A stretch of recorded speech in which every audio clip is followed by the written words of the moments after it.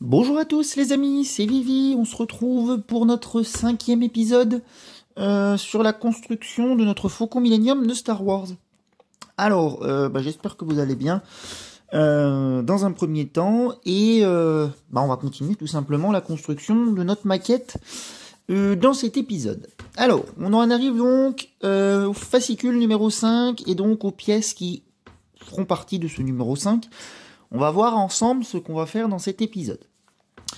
Alors, on va, comme d'habitude, commencer par un petit peu regarder le fascicule, et ensuite on se lancera donc dans la construction. À savoir que ce sera un épisode qui sera normalement pas très long, puisqu'il n'y a pas beaucoup de pièces encore dans cet épisode, dans ce fascicule 5. Donc du coup, ça devrait aller plutôt vite.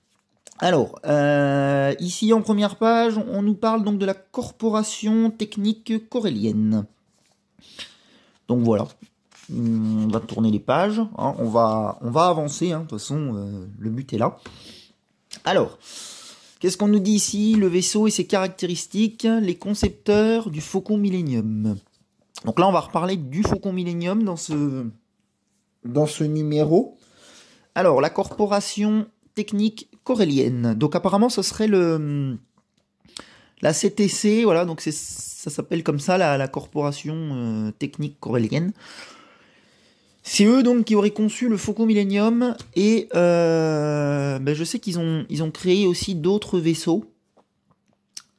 C'est le plus ancien constructeur de vaisseaux de la République, voilà, ils disent.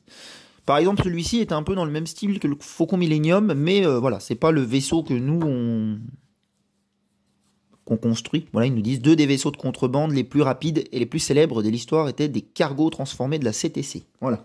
Donc là, on a notre Faucon, et là, une autre variante du Faucon qui a été construite par cette société. Voilà. Donc là, on a les infos générales sur la société. Donc, on nous dit que c'est un techno-syndicat. Et donc, voilà. Rôle principal, construction de vaisseaux. Produits principaux, nombreux vaisseaux civils et militaires, divers véhicules commerciaux. Voilà, donc ça c'est cool, je trouve, de savoir ce genre d'informations. Ça change un petit peu des autres fois.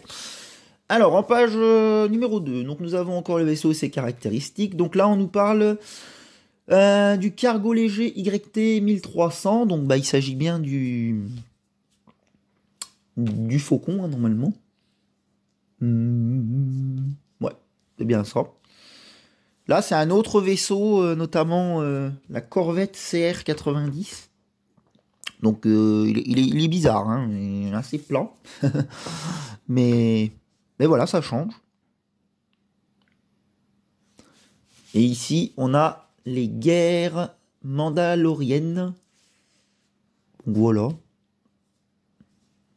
Donc, on nous montre voilà, tout type de vaisseau, hein, clairement. Hop. Ensuite, nous avons quoi ici? La modularité du YT 1300. Donc là, il s'agit bien du Faucon, hein, secret de vol. Conception intérieure. Alors, donc là, on a justement le Faucon, donc tel que nous l'avons. Donc le YT 1300 ont beau être de très nombreux à circuler, leur agencement varie énormément d'une unité à l'autre. Et ce, même avant que les propriétaires ne les adaptent, comme ce fut le cas pour le Faucon Millenium. Donc là, par exemple, sur la page de droite, on a un petit peu différentes variantes officielles qui existent. Donc, en restant sur la base du Faucon, mais voilà, on peut les agencer un peu de différentes manières. Donc, ça, c'est plutôt cool. Alors, nous, on peut pas le faire sur la maquette, hein, bien sûr, mais voilà, en fait, chaque pièce peut être mise un peu différemment dessus. Donc voilà. C'est cool, on peut mettre la cabine à gauche ou à droite, voilà. Au niveau des moteurs aussi, on en a qui ont des sorties comme ça, des moteurs cylindriques. Il y en a qui ont des moteurs en éventail, comme le nôtre, et moteurs blindés pour certains. Voilà, donc c'est cool ça, le fait de voir ces différentes variantes. Hop, ici, qu'est-ce que nous avons? Un secret de vol toujours. Les compartiments de contrebande. Donc là, on nous parle des choses intérieures qu'il y a dans le Faucon. Hein. Voilà. là aussi des soutes, modules de passagers, voilà, avec des petites images. Là, c'est Han Solo qui s'est assis sur, je sais pas, sur une échelle. Ok. Et je pense qu'on en a à peu près terminé. Voilà, c'est ça. On va arriver du coup aux étapes d'assemblage de notre numéro 5. Alors, assemblage numéro 5, coque, cockpit et éclairage. Éclairage. Les pièces suivantes. Alors, on me dit dans ce numéro, vous trouverez une série de nouvelles pièces, notamment le premier composant électronique, le panneau de rétroéclairage du cockpit. Vous trouverez aussi d'autres éléments du cockpit et de l'extérieur. Donc, ouais, ok. Alors, grâce aux pièces que vous avez reçues dans ce numéro, vous pourrez quasiment terminer l'intérieur du cockpit, en installant notamment le rétroéclairage. Vous disposez également de 2 moitiés du couloir de transit reliant le cockpit à la coque. Vous pourrez bientôt assembler l'extérieur du cockpit. Ouais. Donc les pièces, sans plus attendre. Donc la liste des composants est là. Donc je vais mettre mon fascicule sur le côté pour vous présenter les pièces de ce numéro 5. Alors, en 1, on me dit panneau de rétroéclairage. Donc le voici, le voilà. Donc panneau de rétroéclairage. Il s'agit d'une petite carte. Comment expliquer, avec des LED. Un circuit imprimé, voilà, c'est ça. C'est le mot que je cherche. Donc une pièce assez fragile quand même, mine de rien. Avec un petit connecteur ici pour brancher des futurs fils. Enfin, oui, une prise, quelque chose. Qui, je pense, permettra de faire allumer ces LED. Alors moi, je l'ai déjà vu réellement. Hein, mais ça rendra plutôt bien, vous verrez. Donc voilà, le petit panneau de rétroéclairage. Pièce numéro 1. Ensuite, vis en 2 fois 1 plus 1 de rechange. Donc les vis, toutes petites, hein, comme d'habitude. Donc il s'agit de vis grises, comme celles qu'on a mis... j'arrive pas de les prendre, voilà. Donc vous les mettez là, hop, 1 et 2. Donc les petites vis grises, comme ce qu'on a fixé par exemple là-dessous. C'est exactement les mêmes. Vous voyez pas à la caméra. C'est les mêmes vis. Hein. C'est des vis auto-taraudeuses, comme ils appellent ça. La pièce numéro 1, le panneau de rétroéclairage, est doté d'une carte électronique équipée de 6 LED qui s'illuminent à travers des orifices de la cloison du cockpit. Ok.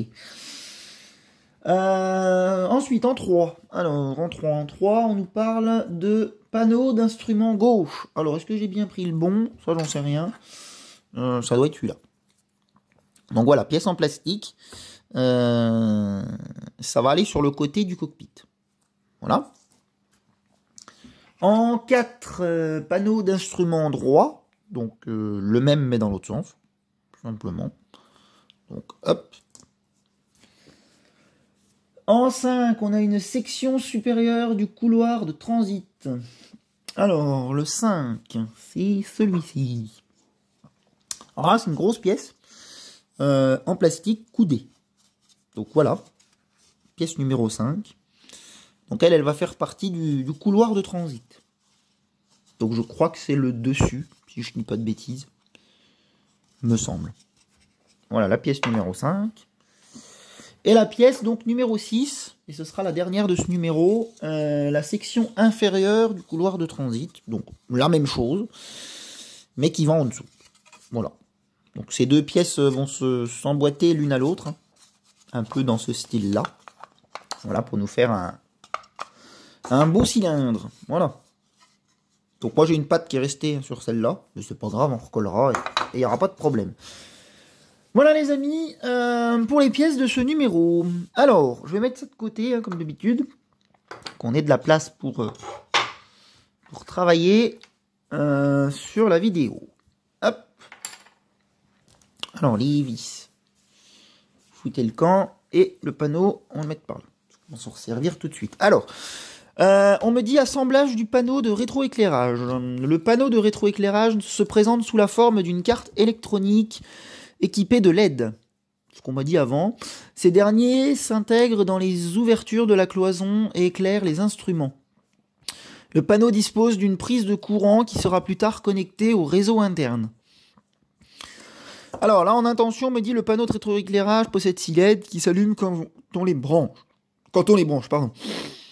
Vous recevrez la batterie et le câble dans le numéro 9. Ah, bah vous voyez, on aura bientôt ce qu'il faut. Alors, ça j'ai lu, donc vous pouvez installer les lumières maintenant ou le faire plus tard. Le panneau est simplement vissé derrière la cloison du cockpit. Ainsi, une fois que vous aurez collé le sticker du panneau d'instrumentation, bon, nous ça a déjà été mis, les lumières pourront être installées à n'importe quel moment. Le panneau de rétroéclairage devant être relié à son câble, il sera plus facile de le visser une fois que le cockpit sera terminé et fixé au couloir de transit, voire page suivante. Ouais, bon, je suis pas sûr que ce soit gênant de mettre le rétroéclairage tout de suite. On va le mettre, on va faire quelque chose quand même dans la vidéo. Parce que vous allez voir qu'après ça va être vite terminé.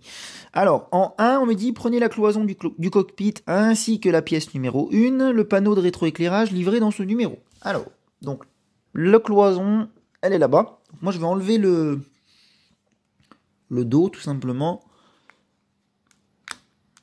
Pas dur à récupérer. Voilà, je vais laisser mon truc ici.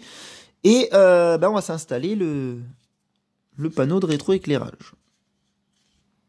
Hop, donc, pour ce faire, on me dit aligner le panneau de rétroéclairage derrière la cloison du cockpit, les LED tournés vers la cloison. Oui, ça paraît un peu logique. Le panneau de rétroéclairage est fixé à l'aide d'une seule vis à l'arrière de la cloison du cockpit. Ok, donc une vis que j'ai reçue dans ce numéro. Il me faudra le tournevis.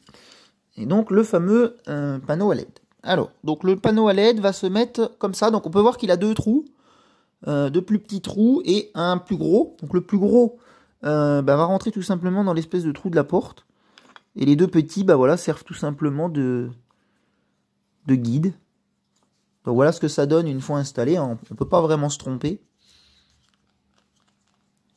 C'est vrai qu'il serait plus facile de le mettre une fois la porte collée, mais bon, ça devrait le faire. Allez, on va mettre cette vis. Alors, faut que je mette ma vis au bout du tournevis. Voilà.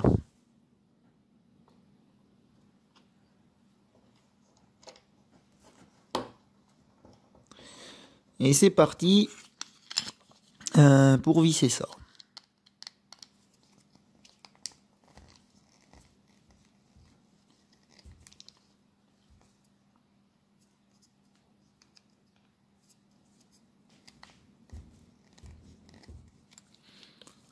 Et pourquoi ça veut pas serrer?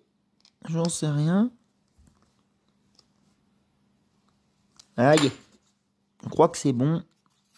Ouais, ça bouge plus.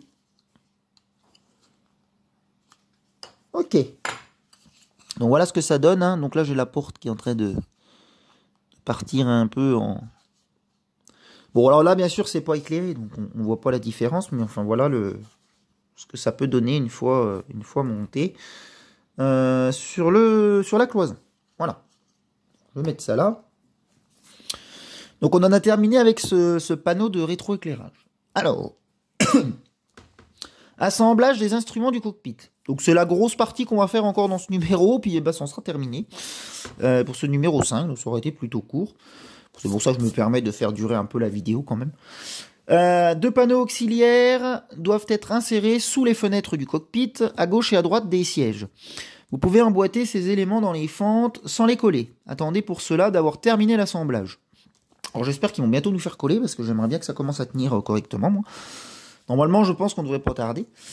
Nous indiquerons à ceux qui souhaitent améliorer l'apparence de ces panneaux auxiliaires ou ajouter certaines touches de couleur. Alors, pour parler de cette parenthèse-là qui parle, eux, dans le bouquin, à savoir que moi, je ne ferai pas les retouches de peinture, etc., pour genre vieillir le faucon ou le faire plus usé. Moi, je vais le laisser vraiment d'origine, parce que la peinture, c'est pas forcément mon fort, moi. Donc, on va se contenter d'avoir un faucon, on va dire... fourni tel qu'il est. Voilà. Donc pour ceux et celles qui voudraient voir peut-être des coups de peinture pour vieillir le truc, désolé, mais moi je le ferai pas. Parce que non, j'ai peur de me louper en fait et de gâcher mon faucon clairement après. Parce que là la peinture pour le coup c'est inenlevable une fois que c'est mis. Donc non, je resterai comme ça. Alors, On me dit, prenez les 2 panneaux d'instruments, pièces 3 et 4, donc qu'on a reçu aujourd'hui. Donc ça, je vais le mettre plus ici à l'arrière. Donc c'est ça. Tac.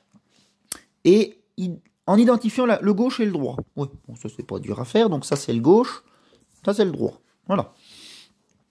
Emboîter les panneaux dans les fentes de la base du cockpit prévu à cet effet. Alors, eux, ils ont tout démonté pour les emboîter, mais moi non. Je vais les mettre sans enlever mes sièges et compagnie. Regardez ce que ça doit donner à la fin. C'est largement possible de les mettre sans avoir à démonter la totalité du cockpit.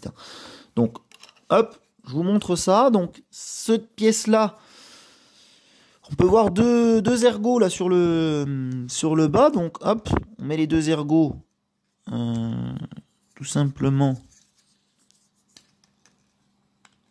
comme ceci. Alors,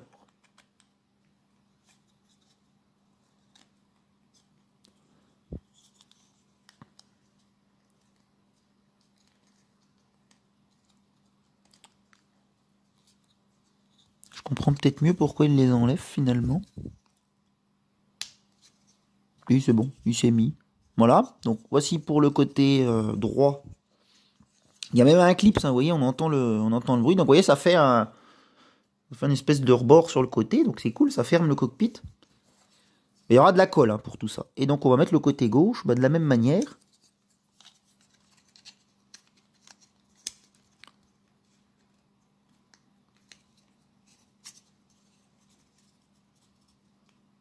Hop. Voilà qui est fait. Et donc voici ce que ça peut donner une fois terminé les deux côtés mis. Donc rien n'est collé pour le moment, bien entendu, mais voilà. On va pouvoir lui mettre le panneau au fond, donc, comme ceci. Clac. Et voilà les amis, au niveau de notre cockpit. Ce que ça peut donc nous donner, comme eux sur la photo. Allez, on tourne la page, puis on va voir ce qu'on nous dit par la suite. Donc on arrive sur la dernière page du fascicule. Assemblage du couloir de transit. Alors, ne vous inquiétez pas, il n'y a pas grand chose à faire. Le couloir reliant le cockpit à la coque est fourni en 2 moitiés qui composent les parties supérieures et inférieures de ce passage coudé. Vous pouvez assembler ces éléments temporairement pour voir comment ils se fixent à l'extérieur du vaisseau. Mais attention, ne les collez pas tout de suite. Donc on nous dit encore que c'est pas à coller. Alors, en étape 1, on nous dit la partie inférieure du couloir possède 9 ergots qui s'emboîtent dans les orifices correspondants de la partie supérieure. Oui. Donc, c'est celui-là qui a normalement, voilà, des ergots. Donc 1, 2, 3, 4, 5, 6, 7, 8, 9, avec les 2 petits, je pense. Ouais, c'est ça. Alors, je vais essayer de mettre tout le cockpit entier pour vous montrer peut-être une fois ce que ça donne. En 2, on me dit la cloison du cockpit va ensuite s'insérer dans le couloir de transit, mais n'essayez pas encore de la fixer définitivement. Vous pouvez assembler les 2 parties en appuyant légèrement afin de voir à quoi ressemble le couloir, mais ne le collez pas avant d'avoir reçu les éléments suivants. Donc normalement, moi je devrais pouvoir tout mettre sans souci. Alors, ça va se trouver du coup là, ici on a une fente qui est faite pour la cloison. Donc tac, vous mettez la cloison comme ça. Vous voyez, ça s'emboîte tout seul, il n'y a pas besoin de forcer. Donc là qui est mis. Et on va mettre par-dessus, tout simplement le dessus, la partie supérieure, avec pareil la même chose. Et ça devrait nous donner un truc dans le genre. Hop, alors je vérifie bien que c'est tout bien mis. Voilà, puis je vais appuyer très légèrement sur mes petits ergots. On va pas forcer. Pas le but de casser la chose, mais voilà. Voilà, une fois terminé, ce que ça va nous donner. Alors bien sûr, il y aura toute une espèce de verrière devant. On va pas laisser le cockpit comme ça, à même l'extérieur, bien sûr que non. Mais voilà les amis, on en a terminé avec ce numéro 5. Donc, en coulisses, l'éclairage du film. La découverte des LED de forte intensité a transformé l'éclairage moderne. Mais ce type de technologie n'existait pas à l'époque de la trilogie originale. Les premières LED apparurent en 1962, c'est vieux quand même, mais n'émettaient qu'une lumière rouge de faible intensité. Elles étaient souvent utilisées comme témoins lumineux des appareils électriques et dans les afficheurs 7 segments. Les premières LED à spectre visible et de faible intensité furent introduites dans les années 1980. Le tournage exigeant des lumières vives, les maquettistes de Star Wars durent utiliser la technologie de l'époque, néon, lampe à incandescence classique et lampe halogène, pour créer l'intensité lumineuse des moteurs. Oh la vache, c'était pas idée à l'époque. Ouais. Donc là, par exemple, on nous montre sur le destroyer stellaire, hein, voilà comment ils utilisaient l'éclairage. Des lampes halogènes furent utilisées pour l'éclairage haute densité des maquettes dans l'Empire contre-attaque. Voilà. Donc voilà les amis, pour ce numéro 5, on aura fait donc du cockpit, hein, principalement. Donc voici ce que ça donne sur la maquette. Donc ici, le cockpit, voilà, on le voit peut-être pas très bien à la caméra, parce que du coup il est tout en bas. Mais il se mettra là. Donc je vais essayer de faire tourner la caméra, que vous voyez peut-être plus. Non, je peux pas plus. Au niveau de la perche. Mais voilà. Alors je vais vous le remettre au milieu quand même, que vous le voyez bien. Hop. Allez, sur ce les amis, je vous souhaite un bon dimanche. Et je vous retrouve dimanche prochain. Donc pour le numéro 6, tout simplement. On continue ensemble la maquette. Allez, ciao les amis.